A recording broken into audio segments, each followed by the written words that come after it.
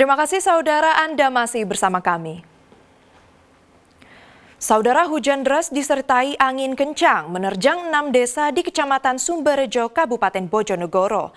Akibatnya puluhan rumah dan warung yang berada di pinggir jalan rusak hingga kerugian ditaksir mencapai puluhan juta rupiah.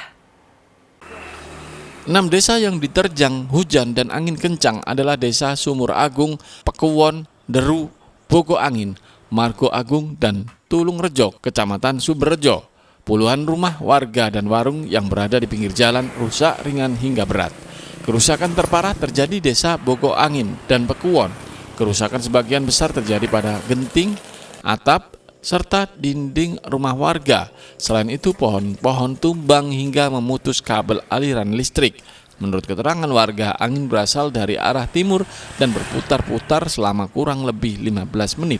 Beruntung tidak ada korban jiwa dalam peristiwa tersebut, namun kerugian ditaksir mencapai puluhan juta rupiah.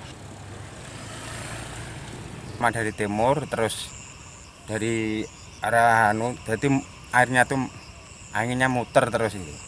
Jadi gentengnya sampai apa? Jatuh. Iya. Hujan juga. Melayang, iya campur hujan. Terus keluarga selamat semua, Pak? Ya alhamdulillah selamat semua. Pak, harapannya gimana, Pak? Ya kalau lagi ya mintanya nggak ada musibah seperti inilah.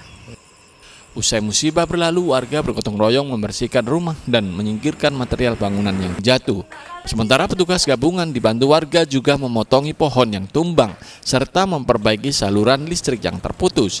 Muhammad Khodin melaporkan dari Bojonegoro. Saudara, banjir yang melanda Kecamatan Tempurjo, Jember, selain merendam ratusan rumah juga merobohkan sejumlah bangunan di pinggir aliran Sungai Curah Nongko yang meluap. Meski tak sampai menimbulkan korban jiwa maupun luka, pemilik bangunan menderita kerugian material ratusan juta rupiah. Ratusan rumah banjir luapan Sungai Curah Nongko di Kecamatan Tempurjo, Jember juga turut merusak sejumlah bangunan. Sebuah rumah dan bangunan tempat usaha penggilingan padi di pinggir aliran sungai roboh akibat diterjang banjir. Robohnya kedua bangunan itu terjadi bersamaan dengan luapan Sungai Curah Nongko menyusul tingginya intensitas hujan di kawasan hulu. Tak hanya merobohkan dinding, banjir juga turut menghanyutkan mesin penggilingan padi. Peristiwa tersebut tak sampai menimbulkan korban jiwa maupun luka. Meski demikian, warga mengaku panik dan sempat lari menyelamatkan diri. Sempat panik begitu, Pak, waktu itu roboh? Ya panik, Pak. Orang rumah lari semua. Orang keluar semua hari ini, gerabakan ini. Selain bangunan rumah ini apa juga yang itu roboh? longsor itu. Itu jaringan itu ambrol. Itu kurang lebih ada 5 sampai 10 meter itu. Terus bangunan yang lain apa? Itu slab. Apa? Penggilingan padi ya? Iya, penggilingan padi itu. Tapi nggak ada korban, Pak? Alhamdulillah selamat. Robohnya kedua bangunan juga mengakibatkan kerugian materi hingga ratusan juta rupiah. Kuatnya terjangan banjir juga turut menjebol talut sungai di beberapa titik. Tommy Iskandar melaporkan dari Jember. Saudara, jelang Natal dan Tahun Baru, harga kebutuhan bumbu dapur di pasar tradisional Tambak Rejo, Surabaya naik. Kenaikan harga terjadi pada cabai rawit, bawang merah, dan bawang putih, yang rata-rata naik sebesar Rp5.000 per kilogram. Harga kebutuhan bumbu dapur jelang Natal dan Tahun Baru di pasar tradisional Tambak Rejo, Surabaya naik. Harga cabai rawit kecil dan besar mengalami kenaikan sekitar Rp5.000. Dari Rp20.000 jadi Rp25.000 per kilogram. Harga bawang merah dari sebelumnya Rp28.000 naik jadi Rp30.000 per kilogram. Bawang putih dari Rp35.000 jadi Rp40.000 per kilogram. Bawang merah berapa, Bu? 30. Sebelumnya, Bu?